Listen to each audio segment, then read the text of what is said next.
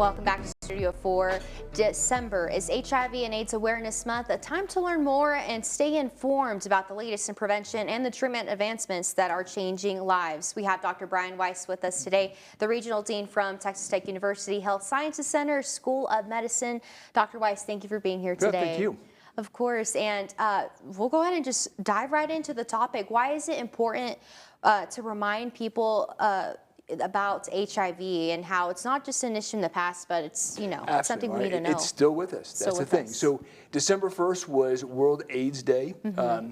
It's just a time for us to remember, not only all the individuals that passed because of this virus, but the fact that, we still have to deal with it these days. So, there's still about 40 million people in the world who are HIV positive right now.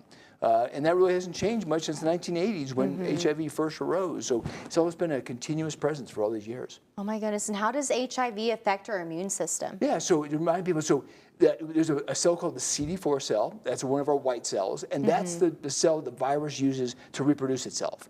Now, but when it does that, it kills these cells. So on average, it takes about 11 years from when you get infected with the virus to where it's destroyed enough of your CD4 cells that your immune system starts to fail. And that's when you're in AIDS. Okay. So we always say that CD4 count drops below 200 cells per milliliter.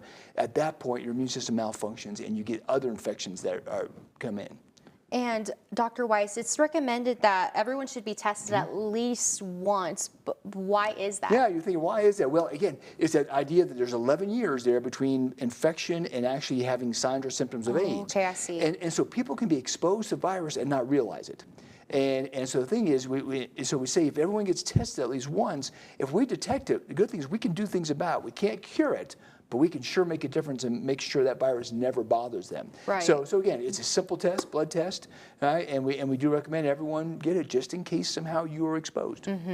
What are the best ways to prevent HIV today? Yeah, so when you think about how people get HIV primarily, it's usually a blood-to-blood transmission. Yeah? So a lot of times it can be through sexual intercourse, and particularly if it involves bleeding in any way.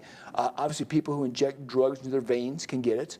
And even thankfully, people who get blood transfusions, it's incredibly rare to get it. That's different how it used to be. But these are the ways you can get it. So the thing is, in terms of like sexual intercourse, it's using protective or barrier methods like condoms that can prevent it.